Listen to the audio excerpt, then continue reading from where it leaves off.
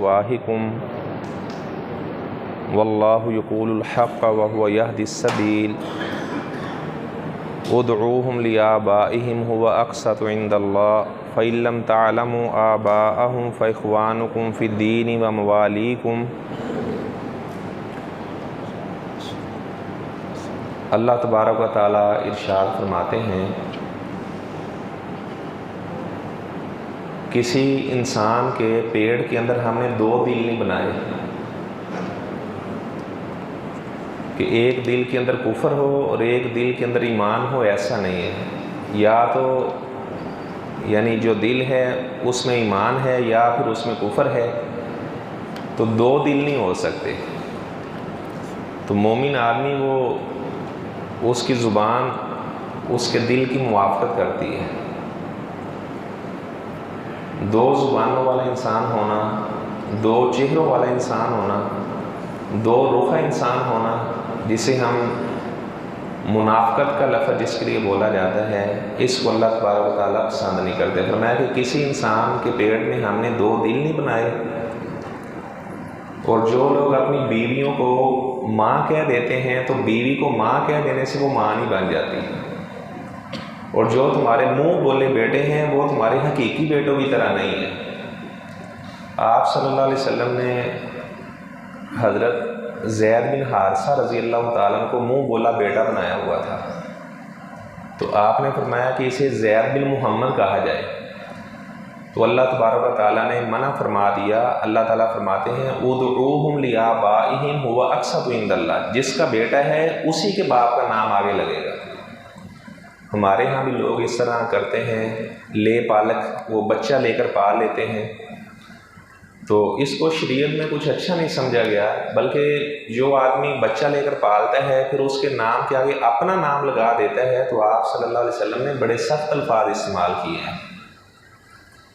ہمارے ہاں یہ چلتا ہے کہ اگر اولاد نہیں ہے تو خاوند اپنے بھائی کا بیٹا لے آتا ہے، تو جو بھائی کا بیٹا ہے وہ بھتیجا ہے اس کا، اور بھتیجے کے ساتھ چاچی کا نکاح ہو سکتا ہے الا کہ چاچی خالہ نہ ہو، اور بانجے کا نکاح جو ہے وہ مامی کے ساتھ ہو سکتا ہے الا کہ مامی پھوپھو نہ ہو۔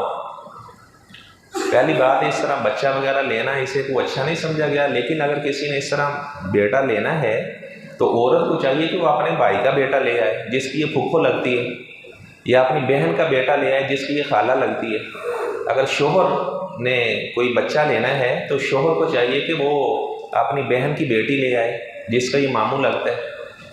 ہوتا یہ ہے کہ عورت کیا کرتی ہے، وہ اپنی بہن کی بیٹی لے آتی ہے یا اپنی بھائی کی بیٹی لے آتی ہے، تو یہ علیحدہ بات ہے کہ وہ وقتی طور پر تو اس کا نکاح نہیں ہو سکتا، لیکن وہ دائمی طور پر محرم رشتہ نہیں ہے۔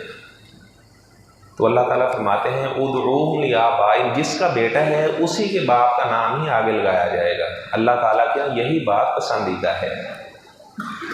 اور اس کے بعد اللہ تبارک و تعالیٰ نے اس صورت میں حضرت انس بن نضر رضی اللہ تعالیٰ نے، ایک صحابی ہیں، قرآن مجید میں یہ آیت ہے من المؤمنین رجال صدقوا ما عاہدوا اللہ علیہ فمنہم من قضى نحبہ ومنہم من ينتظر وما بدلوا تبدیلا۔ حضرت انس رضی اللہ تعالیٰ کا بیان ہے جو خاتم رسول ہیں، کہتے ہیں کہ میرے چچا کا نام بھی انس ہی تھا، کہتے ہیں کہ وہ غزوہ بدر میں حاضر نہیں ہوئے تھے، وہ آپ صلی اللہ علیہ وسلم کے پاس آئے، کہنے لگے جی میں بڑا شرمندہ ہوں، پہلی کافروں سے جنگ ہوئی ہے تو میں جا نہیں سکا، اب دوبارہ اگر اللہ نے کبھی ایسا کوئی موقع پیدا کیا تو میں ایسی لڑائی کروں گا کہ اللہ تعالیٰ بھی میری لڑائی کو دیکھ کر خوش ہو جائے گا۔ تو ایک صحابی کا بیان ہے، سعد بن معاذ رضی اللہ تعالیٰ کا بیان ہے کہ جب غزوہ احد ہو رہا تھا تو یہ احد پہاڑ کی طرف جا رہے تھے، یہ انس بن نضر رضی اللہ تعالیٰ کہتے ہیں میں نے کہا آپ کدھر جا رہے ہیں، تو کہنے لگے مجھے احد پہاڑ کے پاس سے جنت کی خوشبو آ رہی ہے، تو وہ کافروں کے ساتھ لڑتے لڑتے شہید ہو گئے۔ ان کی بہن کا بیان ہے کہ میرے بھائی انس بن نضر کے جسم کے اوپر 80 زخم آئے تیروں اور تلواروں کے، اور ہم اپنے بھائی کو پہچان نہیں رہے تھے، ہم نے اس کے ایک پورے کے ساتھ اسے پہچانا کہ یہ میرے بھائی کا پورا ہے۔ اور اللہ تعالیٰ نے فرمایا کہ یہ ایسے مومن ہیں جنہوں نے جو بات کی تھی، جو دعویٰ کیا تھا، اسی طرح انہوں نے سچ کر دکھایا ہے۔ اور یہ جو انس بن نضر صحابی ہیں، حضرت انس کے چچا کی میں بات کر رہا ہوں، آپ صلی اللہ علیہ وسلم نے فرمایا کہ بعض اللہ کے ایسے بھی بندے ہیں اگر وہ اللہ تعالیٰ کو قسم دے دینا یا اللہ تجھے تیری ذات کی قسم میں میرا یہ کام کر دے، تو آپ نے فرمایا اللہ ان کی قسم موڑتا ہی نہیں ہے، اللہ ان کی قسم کو اسی طرح پورا کر دیتا ہے۔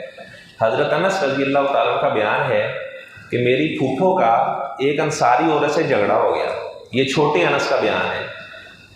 کہتے ہیں کہ میری پھوپھو نے اس کے ساتھ لڑائی کی تو لڑائی میں اس کا دانت ٹوٹ گیا۔ اب وہ کہنے لگے جی ہم نے بھی قصاص کے اندر دانت توڑنا ہے، اگر کوئی کسی کا دانت توڑ دے تو 5 اونٹ دیت میں اس سے لیے جائیں گے، اگر کوئی آدمی کسی کی انگلی کاٹ دیتا ہے توڑ دیتا ہے تو 10 اونٹ اس سے لیے جائیں گے۔ حضرت عمر ایک دفعہ خطبہ دے رہے تھے تو وہ کہنے لگے کہ یہ خنصر بنصر وسطیٰ سبابہ ابہام، کہنے لگے یہ چھوٹی انگلی ہے، اس سے اگر 8 اونٹ مقرر کر دیے جائیں تو یہ زیادہ بہتر نہیں ہے، باقیوں کے چلو 10 رہنے دیتے ہیں۔ تو ایک بزرگ انصاری صحابی کھڑا ہوا، کہنے لگے عمر آپ امیر المومنین ہیں تو میں آپ کی رسپیکٹ کر رہا ہوں، ابھی اپنا فیصلہ واپس لے لیں۔ آپ کو کس نے اس بات کی اجازت دی ہے کہ جو اللہ کے رسول صلی اللہ علیہ وسلم کا بنایا ہوا قانون ہے، آپ کہہ رہے ہیں کہ یہ چھوٹی انگلی ہے تو اس کی 8 اونٹ مقرر کر لیے جائیں، جیسے ہی آپ ممبر چھوڑیں گے تو میں سب سے پہلے آپ کا سار قلم کر دوں گا۔ تو حضرت عمر رضی اللہ تعالیٰ عنہ فرمانے لگے جزاک اللہ خیر، اللہ آپ کو جزائے خیر دے۔ عمر صراط مستقیم سے ہٹنے لگا تھا، میرے انصاری بھائی نے دوبارہ مجھے صراط مستقیم پہ لگا دیا ہے۔ یعنی جب حدیث کا معاملہ آ جائے تو پھر قیاس نہیں کیا جاتا۔ ایسے ہی حضرت ابو بکر رضی اللہ تعالیٰ کے پاس ایک دفعہ ایک چور لایا گیا، پہلی دفعہ اس نے چوری کی تھی، جو چور پہلی دفعہ چوری کرے اس کا یہاں سے ہاتھ کاٹ دیا جاتا ہے، اگر دوسری دفعہ چوری کرے تو اس کا بایاں پاؤں کاٹ دیا جاتا ہے الٹ جانب سے۔ اچھا اگر وہ تیسری دفعہ چوری کرے تو پھر اس کا بایاں ہاتھ کاٹ دیا جاتا ہے۔ اچھا حضرت ابو بکر کے پاس ایک چور لایا گیا، اس نے تیسری دفعہ چوری کی تھی۔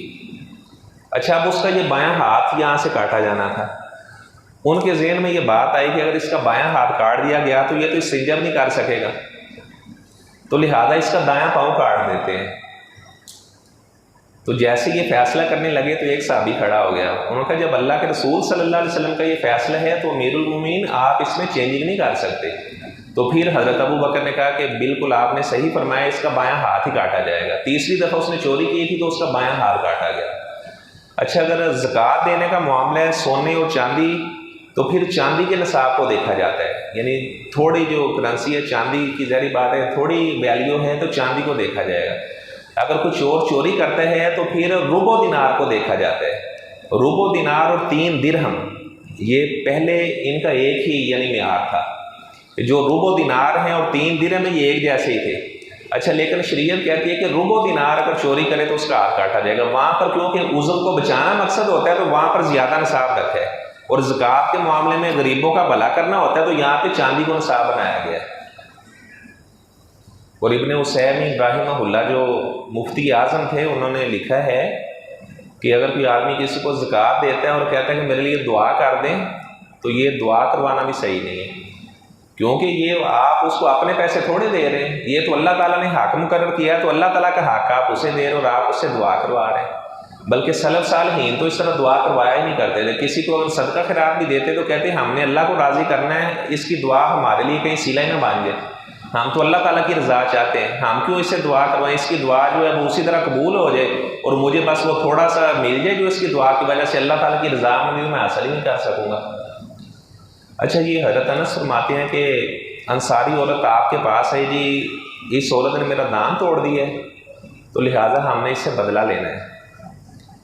تو حضرت انس کہتے جو میرے چچا انس کی نظر تھے، کہتے کہ میرا جو نام ہے نا میرے چچا کے نام پر ہی میرے باپ نے رکھا تھا۔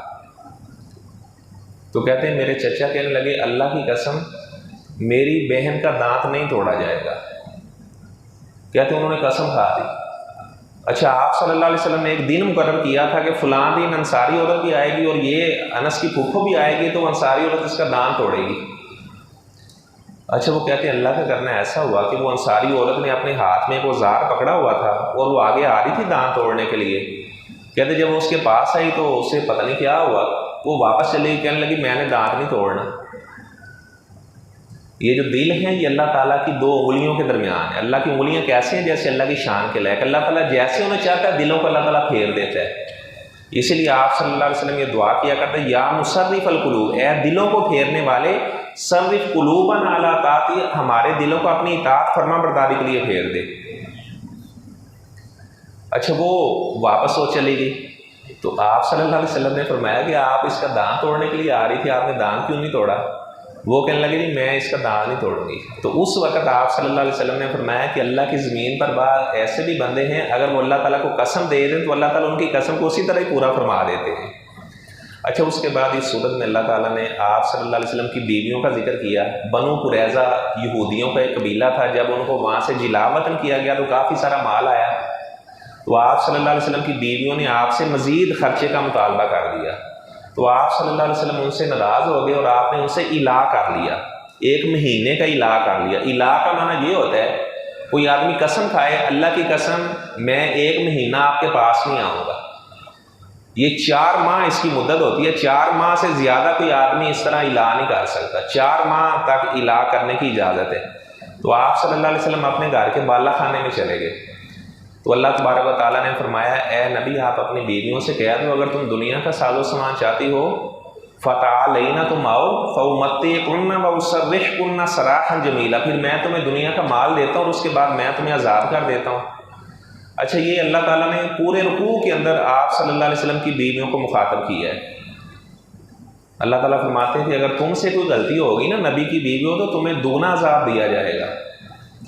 اور اس کے بعد اللہ تعالیٰ فرماتے ہیں اے میرے نبی آپ اپنی بیویوں سے کہہ دیں وقرن فی بیوتکن، یا اپنے گھروں کے اندر ہی قرار پکڑیں، ولا تبرجن تبرج الجاہلیت الاولی، اور جاہلیت والی زیب و زینت اختیار نہ کریں۔ تو جو عورت ہے وہ گھر کے اندر اقرار پکڑے تو اسی کے اندر عزت ہے۔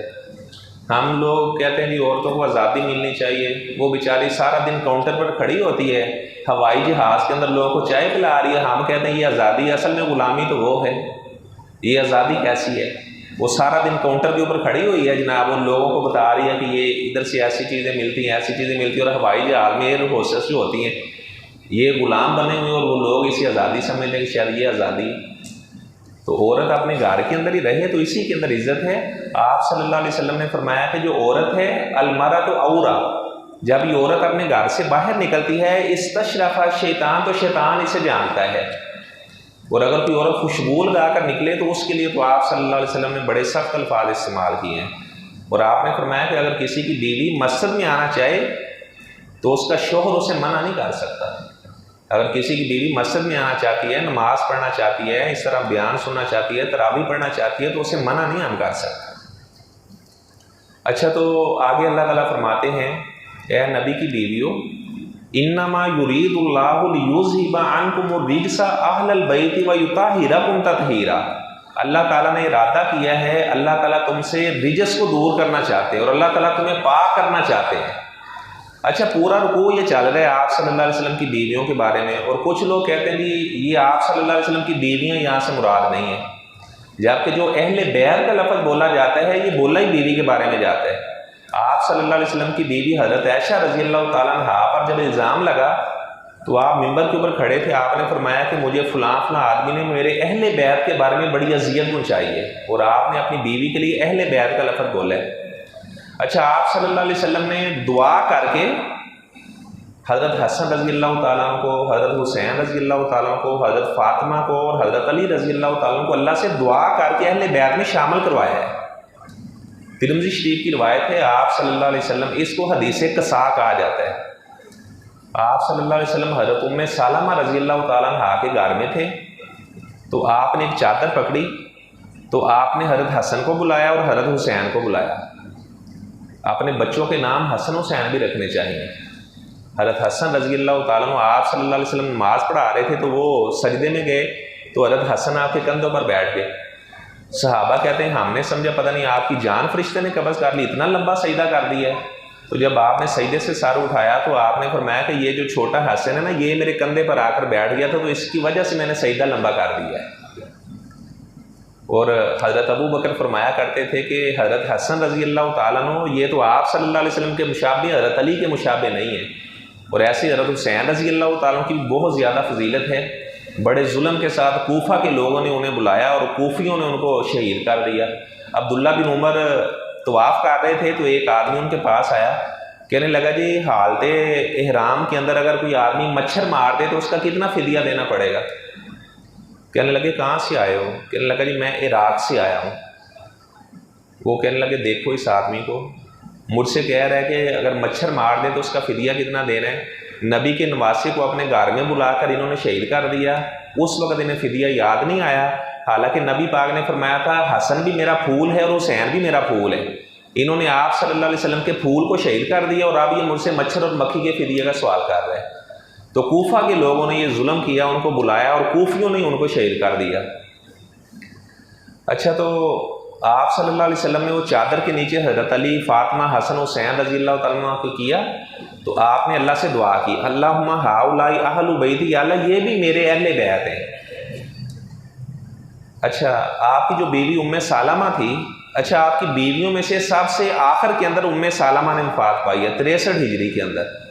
آپ صلی اللہ علیہ وسلم کا سب سے جو پہلا نکاح ہوا ہے حضرت خدیجہ کے ساتھ ہوا ہے، اور آپ کا سب سے آخر کے اندر جو نکاح ہوا ہے وہ حضرت میمونہ رضی اللہ تعالیٰ عنہ کے ساتھ ہوا ہے۔ آپ کی ساری بیویوں کی قبریں وہ مدینہ طیبہ کے اندر ہیں سوائے 2 بیویوں کے۔ حضرت خدیجہ کی قبر وہ مکہ میں ہے، اور اسی طرح حضرت میمونہ رضی اللہ تعالیٰ عنہ کی قبر بھی مکہ میں ہے۔ باقی آپ صلی اللہ علیہ وسلم کی ساری بیویوں کی قبریں وہ مدینہ طیبہ میں ہیں۔ اچھا، تو ام سلمہ آپ کی بیوی کہنے لگی اللہ کے رسول صلی اللہ علیہ وسلم میں بھی چادر کے نیچے آ جاؤں؟ تو آپ نے فرمایا انتی علی مکانی کی، تو پہلے ہی ایک خیر کے اوپر ہے، پہلے ہی ایک رتبے کے اوپر ہے۔ اس کا کیا مطلب ہے؟ تو پہلے میرے اہل بیت میں شامل ہے، تجھے چادر کے نیچے آنے کی ضرورت ہی نہیں ہے۔ تو آپ صلی اللہ علیہ وسلم کے اہل بیت کا بہت زیادہ مقام مرتبہ ہے، اور سب سے پہلے اہل بیت میں بیویاں شامل ہیں، اس کے بعد آپ کی آل اولاد وہ شامل ہے۔ آپ کی بیویاں اہل بیت ہیں، یہ قرآن سے ثابت ہے، اور یہ باقی جن کا میں نے ذکر کیا ہے یہ احادیث سے ثابت ہے، آپ نے اللہ سے دعا کر کے اہل بیت میں انہیں شامل کروایا ہے۔ حضرت حذیفہ رضی اللہ تعالیٰ کا بیان ہے، یہ حذیفہ وہ صحابی ہیں جن کو آپ صلی اللہ علیہ وسلم نے منافقوں کے نام بتائے ہوئے تھے کہ مدینے کے اندر یہ لوگ منافق رہتے ہیں۔ 14 کے قریب منافق مدینے میں رہتے تھے۔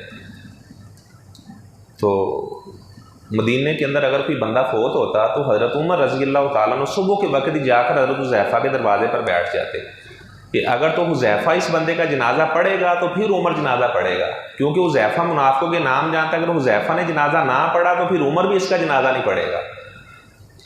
اچھا، حذیفہ کہتے ہیں مجھے میری والدہ نے بلایا اور کہنے لگی کہ حذیفہ آج آپ صلی اللہ علیہ وسلم کے پاس جاؤ اور جا کر آپ صلی اللہ علیہ وسلم سے نا میرے لیے بھی اور اپنے لیے دعا تو کروا کے آؤ۔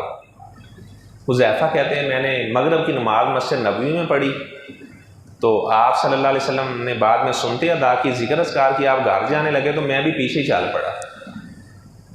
تو فرماتے ہیں آپ صلی اللہ علیہ وسلم نے کہا من خلفی حذیفہ، میرے پیچھے حذیفہ آ رہے ہیں؟ میں نے کہا جی اللہ کے رسول میں حذیفہ آ رہا ہوں۔ آپ نے فرمایا غافر اللہ لک والی امی کا، اللہ تعالیٰ تجھے بھی معاف فرمائے، تیری امی کو بھی معاف فرمائے۔ حذیفہ کہتے ہیں میں دل میں خوش ہوا کہ یہ بغیر کہنے کے کام بن گیا، میں تو یہی دعا کروانے کے لیے آ رہا تھا اور آپ صلی اللہ علیہ وسلم نے یہی دعا فرما دی۔ پھر آپ نے فرمایا حذیفہ آج وہ فرشتہ زمین پر آیا جو آج سے پہلے کبھی نہیں آیا، اور اس نے آ کر مجھے بتایا ہے کہ اللہ تعالیٰ نے میری بیٹی فاطمہ کو تمام جہان کی عورتوں کا سردار بنایا ہے، اور اللہ تعالیٰ نے میرے نواسے حضرت حسن اور حسین کو تمام جنت کے لوگوں کا سردار بنایا ہے۔ جو لوگ تو 40 سال کی عمر سے پہلے وفات پا جائیں گے تو وہ جنت کے اندر حضرت حسن حسین رضی اللہ تعالیٰ عنہ کی سرداری ہوگی۔ آپ نے فرمایا کہ جو کہولت عمر میں وفات پائیں گے وہاں پر پھر حضرت ابو بکر عمر رضی اللہ تعالیٰ عنہ ان کی جنت میں سرداری ہوگی۔ آپ نے فرمایا سیدہ شباب اہل جنہ، جنت کے نوجوانوں کے سردار حسن حسین ہیں، اور سیدہ کہول اہل جنہ ابو بکر و عمر، اور جو کہولت میں وفات پانے والے ہیں اللہ تعالیٰ نے وہاں پر ابو بکر عمر رضی اللہ تعالیٰ عنہ کو سردار بنایا ہے۔ اچھا، اس کے بعد اللہ تعالیٰ فرماتے ہیں ما کان محمد ابا احد من رجالکم ولکن رسول اللہ وخاتم النبیین وکان اللہ بکل شیء علیما۔ اللہ تعالیٰ فرماتے ہیں کہ محمد صلی اللہ علیہ وسلم تم مردوں میں سے کسی کے حقیقی باپ نہیں ہیں، آپ اللہ کے رسول ہیں۔ اچھا، آپ صلی اللہ علیہ وسلم کے 4 بیٹے تھے، ایک کا نام قاسم تھا اور اسی سے آپ کی کنیت ابو القاسم تھی۔ اچھا، ایک آپ کے بیٹے کا نام عبداللہ تھا اور کہتے ہیں کہ اسے طیب طاہر کہا جاتا تھا۔ بعد نے کہا کہ ایک کا نام طیب تھا، ایک کا نام طاہر تھا، اور ایک آپ کا بیٹا ماریہ قبطیہ رضی اللہ تعالیٰ عنہ کے بطن سے تھا، اس کا نام ابراہیم تھا۔ اچھا یہ جو ابراہیم آپ کا بیٹا تھا، بخاری شریف کی روایت ہے، ابن ابی اوفا سے پوچھا گیا کیا تو نے نبی پاک کا بیٹا ابراہیم دیکھا ہے؟ کہنے لگے اللہ کی قسم میں نے دیکھا تھا، سیم ٹو سیم آپ جیسا ہی تھا۔ کہتے ہیں اگر آپ صلی اللہ علیہ وسلم کے بعد اللہ تعالیٰ کسی کو نبی بناتے اور یہ ابراہیم جوان ہوتا تو اس نے نبی بننا تھا۔ یہ ابن ابی اوفا صحابی کا بیان ہے۔ اچھا یہ جو ابراہیم آپ کا بیٹا تھا یہ آپ نے ایک لوہار کے گاڑی سے دیا ہوا تھا، تو لوہار کی بیوی نا اس کو دودھ پلاتی تھی آپ کے بیٹے کو، اور آپ صلی اللہ علیہ وسلم ہر ہفتے اس لوہار کے گھر جاتے، حالانکہ وہاں پر بڑا دھواں ہوتا اور بڑی اسمیل آتی، تو آپ صلی اللہ علیہ وسلم اپنے بیٹے ابراہیم کو پکڑتے، اس کے سر کو بوسے دیتے، اسے پیار کرتے۔ تو آپ کو بتایا گیا کہ آپ کا بیٹا ابراہیم بڑا بیمار ہے، تو آپ آئیں، وہ 17 ماہ کا تھا۔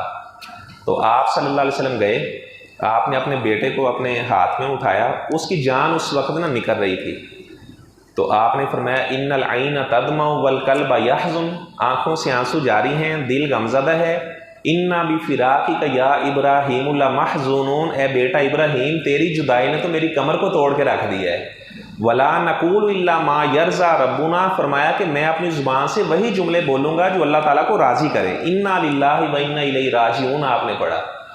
یہاں سے یہ بھی پتہ چلا کہ جب مالک الموت آتا ہے تو کوئی اسے روک نہیں سکتا۔ یہ کہتے ہیں جی وہ ایک دفعہ ایسے ہوا، وہ روحوں کا تھیلا لے کر چھوڑ دیا، یہ تو آپ صلی اللہ علیہ وسلم کے بیٹے کی جان آپ کے ہاتھوں میں وہ فرشتہ لے کر چلا گیا۔ اچھا اس کا نام اسرائیل کسی حدیث میں نہیں آیا، نہ ہی قرآن نے اسے مالک الموت کے لفظ سے بیان کیا ہے۔ اچھا وہ آپ نے فرمایا کہ یہ جو میرا بیٹا ابراہیم تھا اس کی عمر 17 مہینے تھی، اور چھوٹے بچے کو 2 سال دودھ پلایا جاتا ہے، تو آپ نے فرمایا کہ میرے بیٹے کے ابھی 7 مہینے باقی تھے، اس نے دودھ پینا تھا۔ آپ نے فرمایا ان لہو مرضیا فی الجنہ، تو اللہ تعالیٰ نے جنت کے اندر ڈیوٹی لگا دی ہے کہ جنت کے اندر اس کو باقی 7 مہینے دودھ پلایا جائے گا۔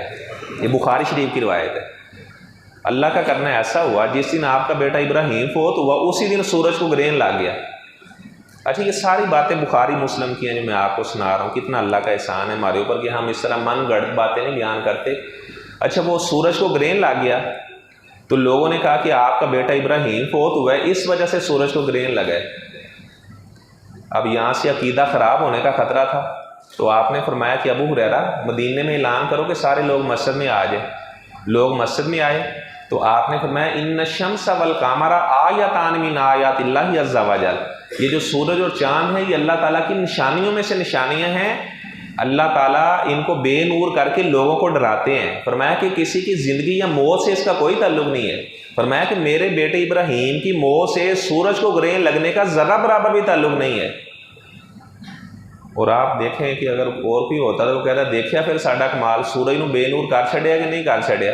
بعض لوگ خود دعوے کرتے ہیں تو کرامت دکھائیے کوئی، حالانکہ کرامت نہ ولی کے اختیار میں ہوتی ہے اور معجزہ نہ نبی کے اختیار میں ہوتا ہے۔ اللہ جب چاہتا ہے ولی کے ہاتھ پہ اللہ کرامت ظاہر کرتا ہے، جب چاہتا ہے نبی کے ہاتھ پہ اللہ تعالیٰ معجزہ ظاہر کرتا ہے۔ تو اللہ تعالیٰ فرماتے ہیں کہ وہ جو میرے نبی ہیں وہ خاتم النبیین ہیں، آپ صلی اللہ علیہ وسلم اللہ کے آخری نبی بن کر آئے، آپ کے بعد قیامت تک کوئی نیا نبی نہیں آ سکتا۔ آپ نے فرمایا کہ حضرت علی رضی اللہ تعالیٰ کو فرمایا کہ علی تیرا میرے ہاں اسی طرح مقام ہے جس طرح موسیٰ علیہ السلام کے یہاں حضرت ہارون کا مقام تھا، لیکن لا نبی یا بعدی، میرے بعد اللہ نے کوئی نبی نہیں بنایا۔ آپ نے فرمایا قیامت سے پہلے 30 ایسے جھوٹے دجال آئیں گے، فراڈی آئیں گے جو دعویٰ کریں گے کہ ہم نبی ہیں۔ آپ نے فرمایا کہ جب کہ مجھے اللہ تعالیٰ نے نبی بنایا اور جو نبوت کا محل ہے اسے اللہ تعالیٰ نے مکمل کر دیا ہے، اب قیامت تک کوئی نیا نبی نہیں آ سکتا۔ مرزا غلام احمد قادیانی اس نے بھی نبوت کا دعویٰ کیا، اس نے کبھی کہا جی میں ذلی نبی بن کر آیا ہوں، میں بروزی نبی بن کر آیا ہوں، میں عیسیٰ بن کر آیا ہوں، میں مسیح عیسیٰ بن کر آیا ہوں، تو اس نے کتنے بے شمار اس نے دعوے کیے، اور مرزا غلام قادیانی نے بے شمار کتابیں بھی لکھی ہیں۔ اگر کبھی آپ مرزا غلام قادیانی کی کوئی کتاب پڑھیں بغیر کسی مبالغے کے، آپ اس کے 100 صفحے پڑھ لیں، آپ کو یہ نہیں پتہ چلے گا کہ یہ بندہ کہنا کیا چاہ رہا ہے۔ ایسا وہ مجنون قسم کا مخبوط الحواس آدمی تھا۔ اور آپ صلی اللہ علیہ وسلم کی کوئی حدیث دیکھیں، لا يدخل الجنت قاطعون، جو قطع رحمی کرنے والا ہے وہ جنت میں نہیں جائے گا۔ چھوٹی سی بات اور اس ہر بندے کو سمجھ لگی، لا يدخل الجنت قطاع، چغل خور آدمی جنت میں نہیں جائے گا۔ یہ آپ دیکھیں چھوٹی سی ایک حدیث ہے اور ہر بندے کو بات سمجھ، انما الاعمال بالنیات، اعمال کا دار و مدار نیتوں کے اوپر ہے۔ اچھا اس کے بعد اللہ تعالیٰ فرماتے ہیں یا ایھا آمنوا اذکروا اللہ ذکرا کثیرا، اے ایمان والے لوگوں اللہ تعالیٰ کا ذکر کیا کرو۔